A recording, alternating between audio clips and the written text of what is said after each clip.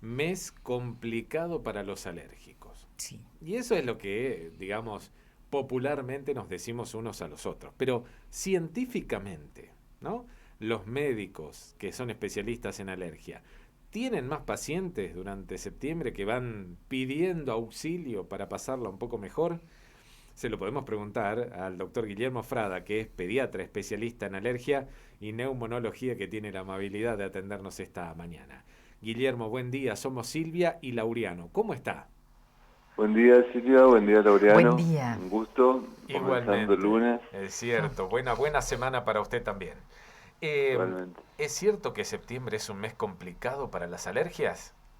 Sí, hay una forma de alergia que es la que causa rinitis. Rinitis es cuando se congestiona la nariz y chorrea líquido, y en algunos, hace un tiempo eso se llamaba fiebre de heno, pero básicamente lo que hace es que el contacto con determinados pólenes, sobre todo en primavera, hace que aumenten los cuadros de rinitis, ¿no es cierto? Y eso es una fuente de alergia para todas las personas que son sensibles a esto. Ujú.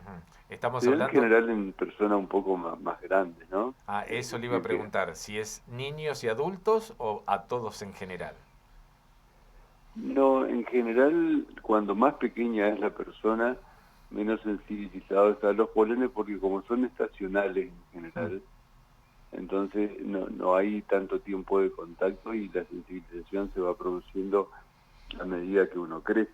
Ujú. No quiere decir que pueda haber niños con sensibilidad, pero en general ya se va dando más en los adolescentes y adultos, ¿no es cierto? Pero sí, también se ve. Y la primavera es un periodo donde eso ocurre, por lo tanto hay más movimiento, ¿no? Gente que dice, bueno, sobre todo acá en Misiones, que nuestra primavera ya va con temperaturas más altas, hay un momento entre agosto, septiembre, octubre que eso ocurre. Doctor, me pongo en papel de paciente y Sí, seguramente más de uno se debe sentir identificado. Años atrás, cuando recibí la sentencia de que era alérgica bueno, al medio ambiente, a los cambios de temperatura, dijeron, bueno, no hay cura. ¿Cuánto ha avanzado en cuanto a los tratamientos de la alergia, ya que tenemos que convivir de por vida con esto? Y si es así, ¿no? Si ha cambiado en cuanto a los estudios y a los avances. sí, en general se puede tratar, pero te quiero corregir una cosita primero. Ujú. Viste que hablaste de alergia a los cambios de tiempo, y Sí, eso en realidad no ocurre no así. existe. No es que uno tiene una alergia a los cambios de tiempo, uno tiene una alergia a algunas proteínas que están presentes en los pólenes o el gato, en los animales domésticos, gato, perro, Ujú. en los ácaros, y esas proteínas son las que hacen que nuestro sistema inmune se reaccione. Bien. Después hay otra situación que es una reacción que ya no se podría llamar de alergia, que ocurre con los cambios de temperatura. Son unas reacciones inmunoquímicas que se producen en el organismo, pero no es que eso se trata sí, pero no se vacuna, por ejemplo. Una cuestión importante referida al tratamiento, Ujú. que de paso te contesto tu pregunta, es que en la alergia uno puede detectar la proteína que está produciendo la reacción y aparte de medicarla con antihistamínicos, que son unos fármacos que hacen que uno disminuya la cantidad de mosquito que tiene, también se puedan hacer inmunoterapia, que son vacunas donde uno pone los pólenes o las proteínas que producen el gato o el perro o los ácaros, y eso se vacuna una determinada cantidad de años y hace que la persona adquiera tolerancia a esas cosas Ujú. y por lo tanto disminuya mucho o no necesite medicación. Desde el momento en que empezamos a tener reacciones alérgicas hasta que finalmente nos detectan y confirman médicamente el diagnóstico de la alergia. ¿Cuánto Sí. tiempo lleva todo ese proceso, doctor, habitualmente? Es un proceso bastante rápido, tiene varias partes, ¿no? La primera de todas es el interrogatorio.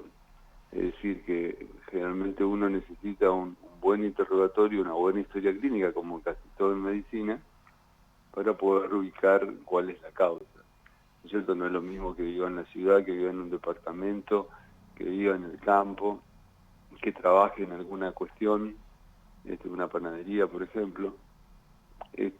Y eso hace que comencemos por ahí. Después de esto pedimos algunos estudios para ver la condición de alergia general del paciente y después vamos ya a la parte más específica, ¿no es cierto? Y podemos hacer PRIC-test, que son unos estudios que se hacen directamente sobre el paciente, sobre el brazo del paciente. A veces se puede hacer en la espalda, pero habitualmente se usa el antebrazo, donde se pone una serie de proteínas, como te decía, de alergeno, en una concentración muy mínima que hace que cuando reaccione, esa reacción no sea importante, pero nos detecte el alergeno causante. Y la segunda parte se puede hacer por laboratorio, un proceso que se llama RAS, donde se detecta la proteína específica que tiene una cosa que se llama IgE, que es una inmunoglobulina que reacciona, ¿no? Y esas son las formas habituales de definir a qué es alérgico, aparte, por supuesto, de la exposición, ¿no es cierto? Si uno se expone a algo determinado, por ejemplo, le pica un mosquito, le pica una hormiga, y uno ve la reacción que tiene, eso genera una forma también de definir diagnósticos. Doctor, y a partir de ahí se define el tratamiento. Sí, a partir del diagnóstico, ¿existen hábitos comunes en estos pacientes que puedan mejorar estas características, estas patologías? Sí, totalmente. Hay una cuestión que se llama control ambiental, que en este caso no está dirigida solo a los pólenes, sino a todos.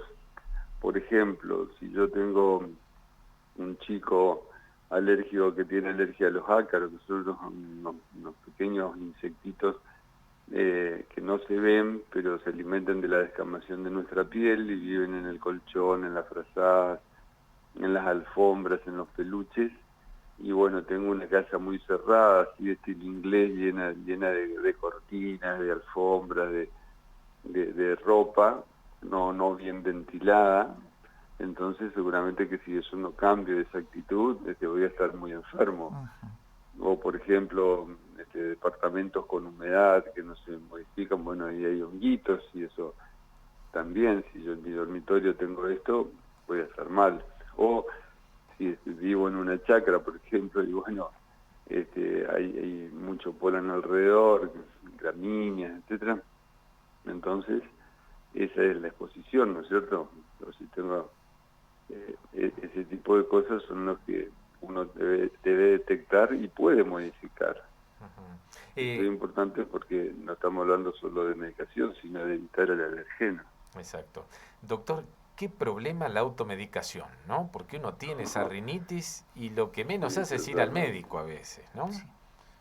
Sí, totalmente. La automedicación es complicadita. Yo, sobre todo hay varios medicamentos así que donde por televisión te dan los nombres así, generalmente, bueno, por lo menos por supuesto tienen elementos que uno puede ocupar, puede utilizar, pero generalmente lo que hacen es retrasar la medicación real que debe usar, ¿no es cierto? Entonces, bueno, en este caso voy a hablar de chicos, pero también en los grandes pasa lo mismo, entonces uno toma porque dice, bueno, algo hago, y ya se me va a pasar, y lo que está haciendo es retrasar el momento donde se tiene que medicar correctamente. Eso puede hacer que la afección pase a una infección, por ejemplo, de una rinitis, puede pasar a una sinusitis, de una angina puede pasar a una bronquitis o una neumonía, o un broncoespasmo se puede empeorar, porque ¿cuál es en todo esto que estamos hablando de la rinitis por la época? También algunas personas se agravan y lo que producen es un broncoespasmo, que es que se te cierran todos los bronquios, te cuesta respirar, ¿no es cierto?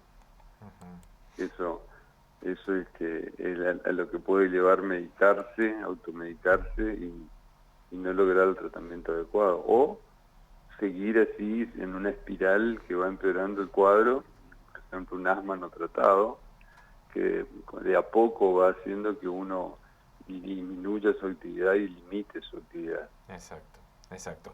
¿El barbijo ayuda a los alérgicos también en esta época de pandemia? Sí, la verdad que sí.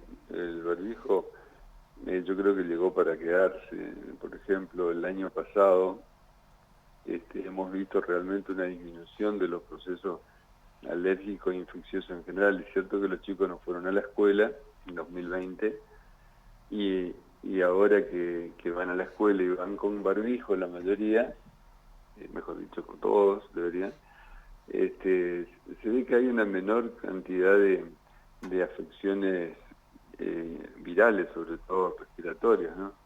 Eso ha disminuido. Ujú. Exactamente, sí. Y No hay que tenerle miedo al barbijo, no es que uno no puede respirar y tiene problemas importantes, ¿no? Ujú. Sí, es fácil de definirlo porque uno se pone el barbijo y ahora que está de moda con este tema del COVID, se satura, ¿no es cierto?, pone un aparatito que mide cuánto llega de oxígeno y no es que cambia esto. Ujú. Y hablando del tema COVID, alergia, ¿no? ¿Cuál es la Sí, diferencia en la cual papá o mamá tiene que preocuparse si la rinitis viene acompañada con otro síntoma para no sospechar que por ahí termine siendo el tema del COVID?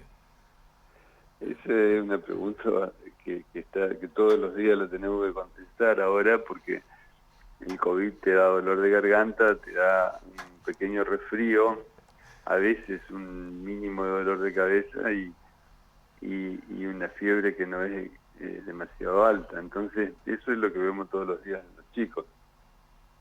Entonces, básicamente lo que tenemos que hacer es eso, interrogar, ver si alguien más de la familia está afectado, ver si algún grupo de personas o de amigos está afectado también, qué pasa en la escuela, y de acuerdo a eso poder decidir si esto va para el lado del COVID o es una evolución habitual.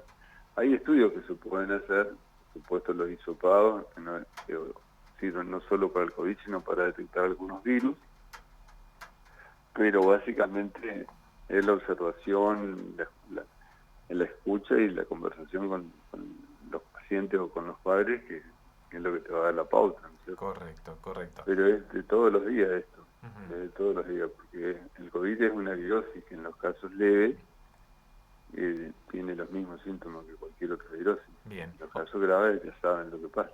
está bien. O sea, la sola rinitis no hay que preocuparse. No, yo creo que hay que ocuparse en todo caso, ¿no? Ujú, ujú. Porque no es lo mismo, porque incluso un alérgico que sabe que en esta época va a tener rinitis también puede tener COVID. Entonces, ¿qué tiene? ¿Tiene una rinitis habitual o tiene un COVID? Son cosas que uno tiene que tener en la mente, en la mira, tanto el médico que la atiende como la persona que está padeciendo. En todo, como te digo, en todos los pacientes y en todos los casos, uno en este momento tiene que tener presente que puede ser un COVID. Así es. Doctor, gracias por la amabilidad de atendernos, de ser tan explicativo y de sacarnos muchas dudas que tenemos, ¿eh? Bueno, no, gracias a ustedes por llamar y a sus órdenes. Como siempre, les espero que se haya entendido, que esté Sí. claro. Y muchas gracias. Muy amable, hasta pronto. Saludos a Chau, todos. chau, hasta luego. El doctor Guillermo